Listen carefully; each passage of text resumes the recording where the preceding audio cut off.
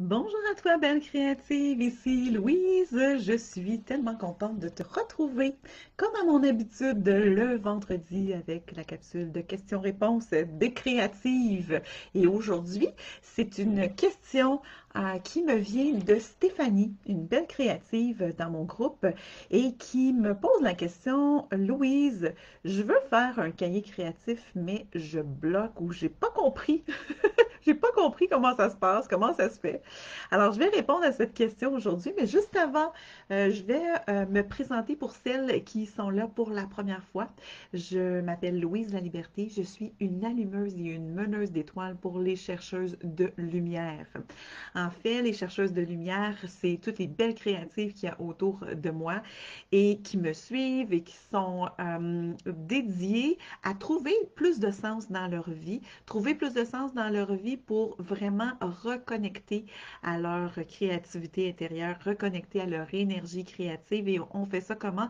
Mais on utilise la sagesse de nos mains pour amener l'intérieur vers la matière, hein, pour concrétiser dans la matière toutes les belles choses qui nous habitent et qu'on a le goût de faire émerger, de faire rayonner dans notre lumière. Alors aujourd'hui, la belle question de Stéphanie, qui est une créative de mon groupe et qui se pose la question, Louise, je veux faire un cahier créatif. C'est vraiment, ça m'attire, mais je bloque ou j'ai pas compris, j'ai pas compris comment faire ou j'ai pas compris ce qu'il en était. Alors aujourd'hui, je vais te parler de cahier créatif, de journal créatif. On va les appeler comme le nom que vous les appelez, ça n'a aucune importance. Hein, on sait de quoi on parle. On parle d'un petit livre, d'un petit livret ou d'un journal dans lequel on écrit des choses, ou on dessine des choses, ou on colle des choses, et plus, et plus, et plus. C'est ce que je vais vous parler dans cette question. Je veux faire un cahier créatif, mais je bloque, ou j'ai pas bien compris, je sais pas comment faire. Alors, tout d'abord, il faut se demander, hein, quel est le besoin derrière l'envie de faire ce journal, un journal, ou un cahier créatif, ou un journal créatif? C'est quoi le besoin derrière ça? C'est vraiment la première chose. Est-ce qu'on a un besoin de se détendre? Est-ce qu'on a un besoin de se déposer? Est-ce qu'on a un besoin de réfléchir? Est-ce qu'on a un besoin de se faire du bien? Est-ce qu'on a un besoin d'expérimenter quelque chose? Est-ce qu'on a besoin de faire du beau? Hein, oui, parce qu'il y a certains types de journaux créatifs ou de cahiers créatifs qui sont là pour faire du beau. Je vais vous en parler un petit peu plus loin. Est-ce qu'on veut être là pour... bon, j'ai écrit deux fois expérimenter, donc ça doit être très important de le faire. Alors, il faut vraiment clarifier pourquoi on veut faire un journal créatif, pourquoi on veut faire un cahier créatif. C'est vraiment la première chose. Pourquoi? Parce que ça a une influence sur le choix du journal qu'on va faire par la suite. Alors donc, une fois qu'on a répondu à ça, ben, la deuxième question à se poser, c'est j'ai clarifié pourquoi je veux le faire. Exemple, c'est parce que je veux me détendre, ou je veux me déposer, ou je veux faire une réflexion, ou je veux travailler sur un thème en particulier. Alors, ça va nous guider vers le format qu'on va choisir. Alors, le format du journal qu'on va choisir, ça va être soit un petit format, un grand format, un format qui est broché, un format qui est avec la spirale. Vraiment, là, tout est permis dans ça. Le type de papier qui est à l'intérieur, exemple, si vous dites, moi, mon intention, mon besoin derrière ça, c'est vraiment de faire du beau. Eh bien, ça vous prend un journal dans lequel il y aura des pages qui vont être capables de supporter, exemple, de l'humidité. Donc, si vous faites un peu d'aquarelle ou si vous faites des choses qui a de l'humidité, comme de l'acrylique, entre autres, ou si vous écrivez avec des crayons Sharpie, entre autres, ça va transpercer si votre papier n'est pas capable de supporter ça. Par contre, si vous dites, moi, c'est un journal créatif plus pour de la réflexion, alors vous avez besoin d'avoir un papier qui est plus polyvalent, alors qui va faire autant pour l'écriture que pour un peu de dessin, un peu de collage. Alors vous comprenez, c'est vraiment important d'avoir déterminé d'abord pourquoi vous voulez faire ça, c'est quoi votre besoin en arrière de ça. Ensuite, ça va vous guider vers le choix du format, du type de papier, si vous avez une couverture souple, une couverture rigide. Alors, c'est toutes des questions qu'on va se poser à partir de là. Et une fois qu'on a déterminé ça, ben là, en fait, il ne faut pas rester juste là à avoir choisi ça. Il faut aller voir ben, quelle action je vais poser dans ce journal-là. Exemple, si je décide que c'est un journal de réflexion sur un thème en particulier, ben, je vais trouver mon thème, puis je vais travailler autour de ce thème-là dans mon journal avec des langages qui peuvent être de langage de l'écriture, du langage symbolique dans les images, le collage, entre autres. Ça peut être du langage de dessin. C'est pas obligé d'être des super beaux dessins, là, des beaux-arts. Hein. Ça peut être des choses très, très simples de ce qui sont là. Alors donc, il faut déterminer les actions qu'on aura à faire. Si vous dites, exemple, moi j'ai le goût de faire du beau, je veux aller vers un journal plus artistique, donc du hard journaling, quelque chose comme ça, hein, vous allez peut-être vous dire, ben moi, cette semaine ou dans les jours qui suivent, je vais me préparer des fonds parce que dans le hard journaling, on y va par étapes, par couche, par niveau. Alors peut-être que je vais aller me préparer des fonds à l'acrylique, à la carte, entre autres. Par contre, si je fais des collages, ben peut-être que j'ai le goût juste aujourd'hui de m'asseoir puis de faire un collage avec des belles images qui me font du bien, puis aller mettre ça dans mon journal, puis un peu de couleur autour, puis un petit peu d'écriture, et c'est tout. Alors donc, vous voyez, il y a comme plusieurs avenues qu'on peut prendre dans les actions qu'on va poser. Mais en fait, tout est dans l'intention de ce que vous allez poser. Puis là, je vais vous donner des exemples, de mes propres exemples à moi. OK? Parce que il y a aussi des situations qui demandent de répondre à des besoins. Entre autres, quand je sors à l'extérieur et que je vais dans des endroits où il y a des moments d'attente, dans ma bourse, dans ma sacoche, dans ma bourse, j'ai toujours un petit carnet. Un petit carnet, je l'ai fait moi-même. Alors, c'est un petit carnet dans lequel et je m'amène un crayon. Tout simplement un crayon noir et un petit carnet. Et là, dans ces moments d'attente-là, exemple, si je vais chez le médecin, il faut attendre. Parfois, on attend pour toutes sortes de rendez-vous, toutes sortes de choses. Ça peut être en allant reconduire vos enfants à l'école ou aller les chercher. Il y a des moments d'attente et tout ça. Donc, dans ma bourse, j'ai toujours un petit carnet ici. Vous voyez, ça, c'est un. Il est terminé, celui-là. Il y en a sur les deux côtés. Et puis, j'en ai un qui est en production ici. Alors, ici, je me suis permis un petit peu plus de couleurs. Même en fait, j'ai préparé déjà, voyez là, les actions que je veux faire. Donc, j'ai déjà des pages que j'ai préparées en allant coller des gribouillis que j'avais fait sur, vous savez, là, quand on parle au téléphone ou moi, souvent devant l'ordinateur, j'ai toujours mes feuilles de papier en dessous, ici, comme ça. Et souvent, je vais gribouiller si je suis en train d'écouter une conférence ou des choses comme ça. Alors, je me prépare des pages. Tu sais, ici, celle-là, elle est faite, cette page-là, mais je me prépare des pages. Ici, j'ai collé des choses. Donc, ça vient, vous voyez ici encore. Donc, je vais partir de ça pour pouvoir faire des gribouillis. Donc, ça, c'est mes petits carnets de gribouillis. Donc, ça répond à mon besoin de temps d'attente où j'ai l'impression que j'ai l'impression que je suis pas à rien faire, mais en même temps, je passe un moment vers moi, à l'intérieur de moi, en utilisant ma créativité. Bon, entre autres aussi, je me fais, comme je vous disais, mes petits, c'est des journaux que je me suis fait, mais je m'en fais des un peu plus gros aussi, ici, comme ça. Autant les autres ici sont sur des spirales, je m'en fais aussi des brochets, en fait de la reliure. De la reliure avec de la soie dentaire. J'ai fait une vidéo là-dessus pour vous présenter il n'y a pas si longtemps, alors vous pouvez la chercher, la trouver. Donc, ici, et c'est un cahier thématique, en fait, celui-là, et c'est un cahier dans lequel je travaille sur un thème en particulier. Donc, c'est au fur et à mesure que mon thème se passe, je vais dedans et j'utilise quoi? J'utilise le dessin, l'écriture, le collage et tout ce qui me fait du bien sans me prendre la tête là, avec ce qui est là.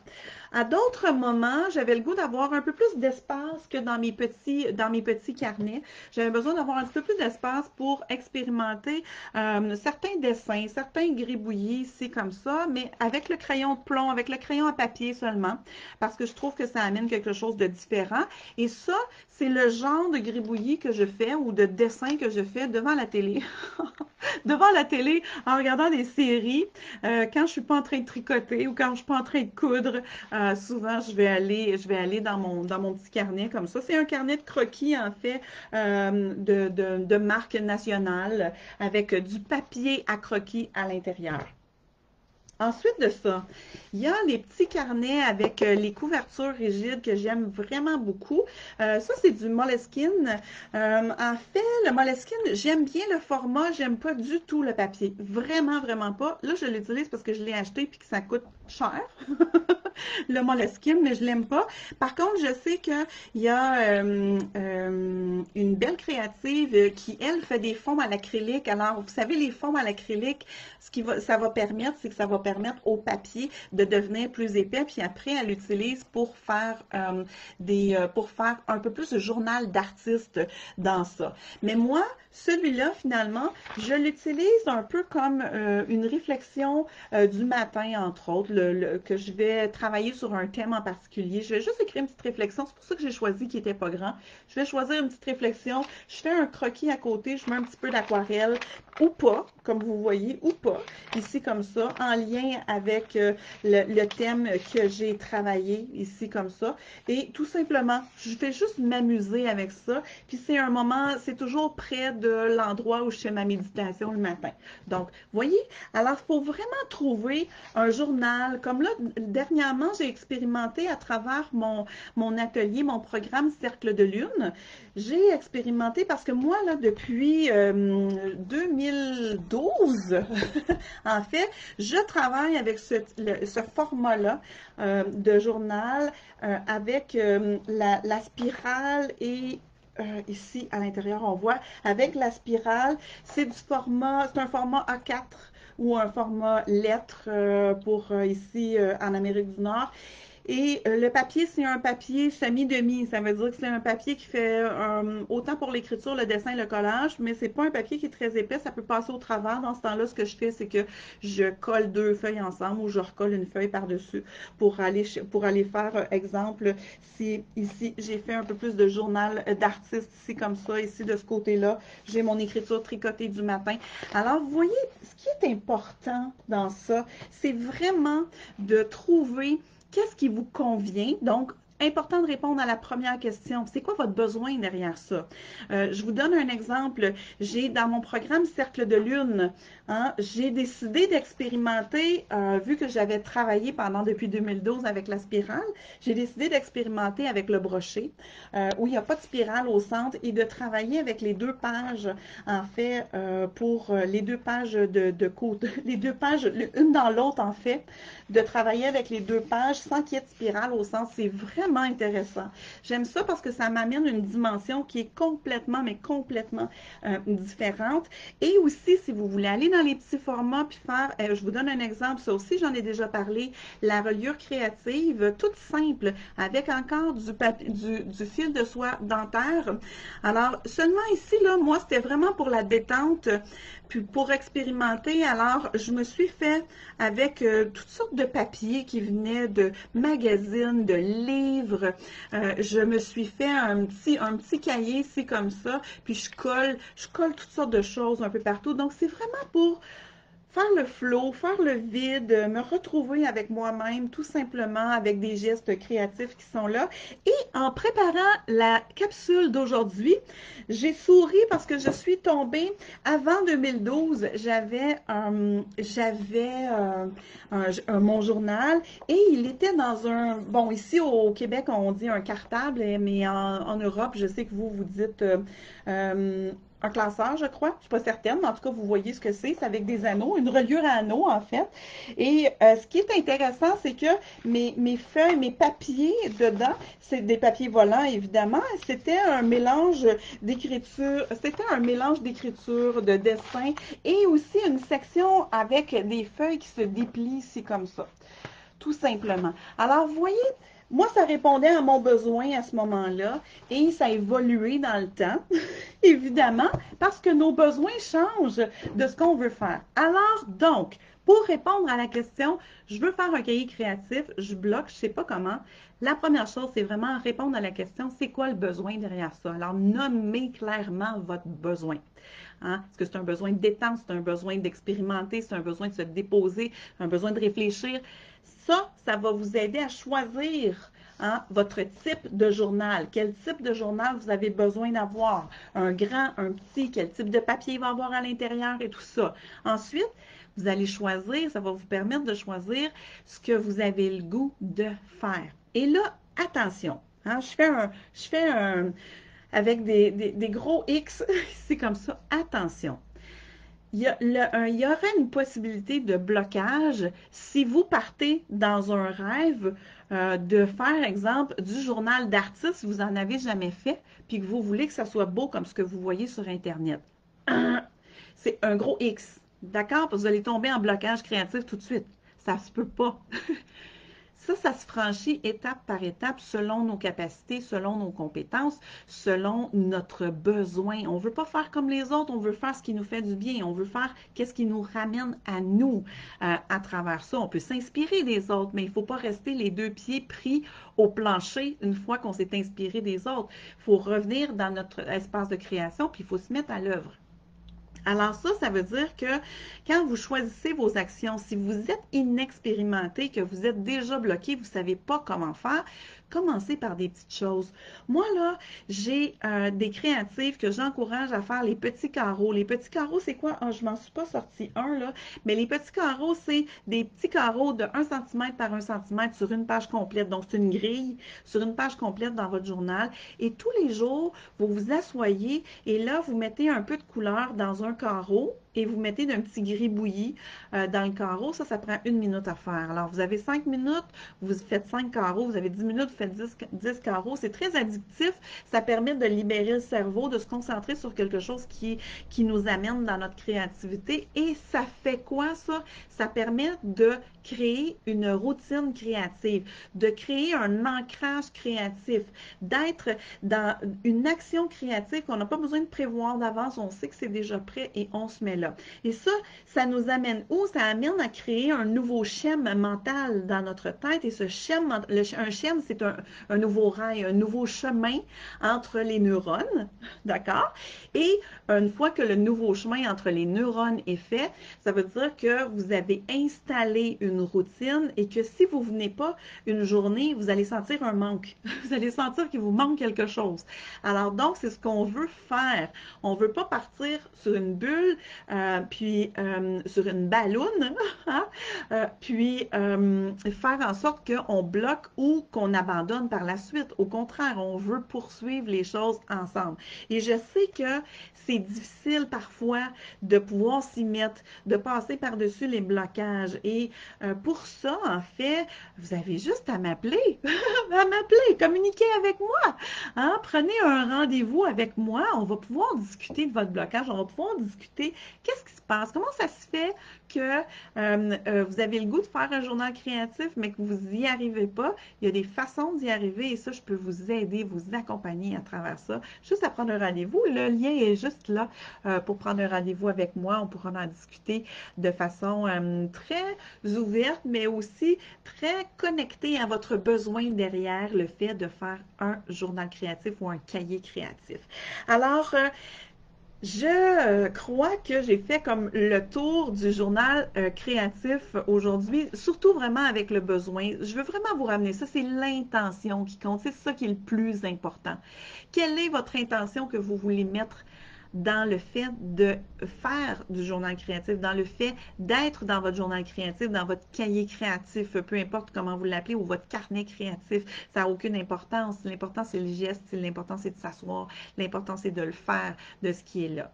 Alors, c'est ça, c'était ma capsule aujourd'hui, mes belles créatives, sur je veux faire du journal créatif, je veux faire un cahier créatif, je bloque ou je sais pas, ou j'ai pas bien compris qu'est-ce que je fais, hein, qu'est-ce qu'on fait avec ça.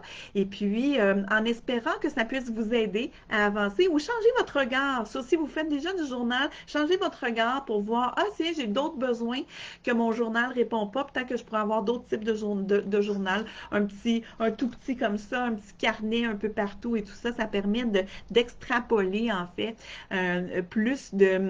d'extrapoler plus de possibilités de voir hein, jusqu'où on peut aller avec notre journal. Alors, sur ce, belle créative, où que tu sois dans le monde, hein, je te souhaite le meilleur. Pour moi, c'est le plus important, le meilleur qui soit, peu importe la situation dans laquelle tu te trouves et peu importe où tu habites dans le monde.